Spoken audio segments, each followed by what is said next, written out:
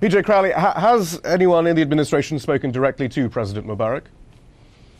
We have spoken in the last 48 hours directly with the Egyptian government. I'm not aware of a high-level conversation with President Mubarak himself. We do touch base with him from time to time, but we have publicly and privately encouraged Egypt, number one, to show restraint, but also to respond to the clear aspirations of the Egyptian people and take meaningful steps towards political, economic, and social reform. As Mr. Mubarak's security forces crack down on the protesters, there might not be time to talk to President Mubarak directly?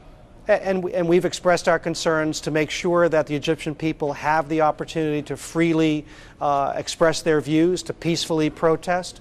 We want to make sure that Egypt is not interfering with the use of social media. That's a fundamental right as clear as walking into a town square. We're making these points clearly to Egypt publicly and privately. Beyond social media, though, rubber-coated steel bullets are being fired, hundreds are being detained in notorious prisons. Perhaps we should be emphasizing that more than the Twitter and Facebook revolution. Well, you're absolutely. I mean, we want to see restraint on both sides. We want to see the Egyptian people have the opportunity to engage their government, to make clear what their aspirations are, and we want to see that government respond in a meaningful way to meet those aspirations. That is our goal. That's the advice that we're giving Egypt, and we hope that Egypt will allow its people to protest peacefully, but also open up the door for meaningful reform. Right, but we're not talking in general terms here. Egypt is not letting its people protest peacefully. It's deploying the full ranks of its US-backed $1.3 billion backed security forces to beat up those protesters. Isn't it time perhaps to be a little firmer with President Mubarak? We are giving Egypt advice publicly and privately. We have concerns about what's happening on the street. We're watching the situation carefully. We're in touch with the Egyptian government, and we're making clear that Egypt should allow its citizens to peacefully protest. And if it doesn't, though, is that funding, is that US support in jeopardy? Well, we don't see this as an either-or proposition. Egypt is an ally and friend of the United States. It's an anchor of stability in the Middle East. It is helping us pursue comprehensive peace in the Middle East. These are very, very vital interests to the United States and to the region as a whole. We've made clear to Egypt that it has to take advantage of this opportunity to reform politically, socially, and economically, and we hope that Egypt will take advantage of this opportunity. Right, we'll continue to make that point and stress that point to the government of Egypt. So what specifically are you asking? A transition to democracy, a dismantling of the secret police, an end to torture, a national unity government? Because these are the things that the protesters are asking for, specifically. I mean, look, we're seeing a fascinating dynamic unfold in the Middle East. We're watching and responding to what's happening in Tunisia. The Secretary of State 2 weeks ago in Doha made clear that the region as a whole, from the Middle East to North Africa, has to reform itself. It has to open up opportunity. It has to respond particularly to the aspirations of its young people who are ambitious, educated, and want a job, fundamentally. So we clearly believe that the region has to change, but the dynamic is going to have to involve indigenous forces country by country. I think I wouldn't necessarily make a comparison to what is happening in Tunisia, compare that to Egypt or compare that to any other country. We want to see reform overall, but how that happens is going to be on a country by country specific basis. So what are the differences between Tunisia and Egypt?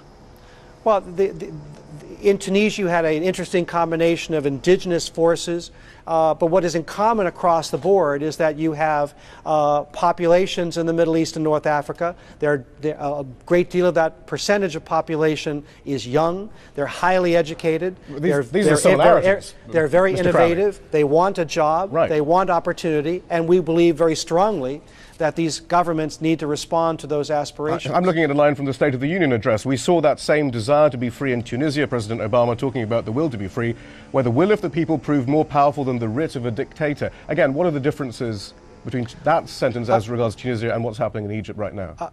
Again, you had a particular catalyst that occurred in Tunisia, and then it just grew into the phenomenon that we're watching, and we are trying to find ways. Right. To it help. Sounds very similar. We're trying to find ways to help Tunisia. We are perfectly willing. We're a partner with Egypt, and we're perfectly willing to see what we can do to help open up civil society in Egypt. That's something we've talked to. That's something that we've invested in Egypt through our programs in the past, and we hope that Egypt will be prepared to reform, and we're prepared to help. That's interesting because under President Obama, in fact, investment in governance and democracy programs has been reduced, according to the Carnegie Endowment for International Peace.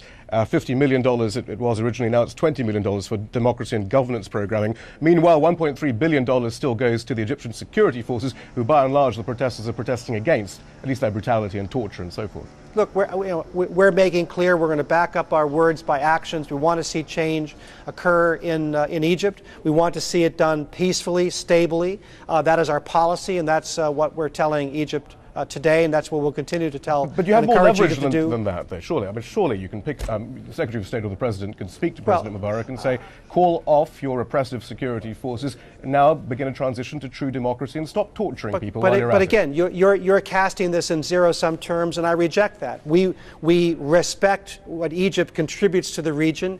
It is a stabilizing force. It has made its own peace with Israel and is pursuing normal relations with Israel. We think that's important. We think that's a model that the region should adopt, broadly speaking. At the same time, we recognize that Egypt, Tunisia, other countries do need to reform. They do need to respond to the needs of their people, and we encourage that reform, and we are contributing across the board, across the region, to that reform. But finally, though, there must be a discussion there. If, in a time of austerity, a repressive client regime can't guarantee stability for the billions of dollars Washington is spending, what's the point of all this expenditure?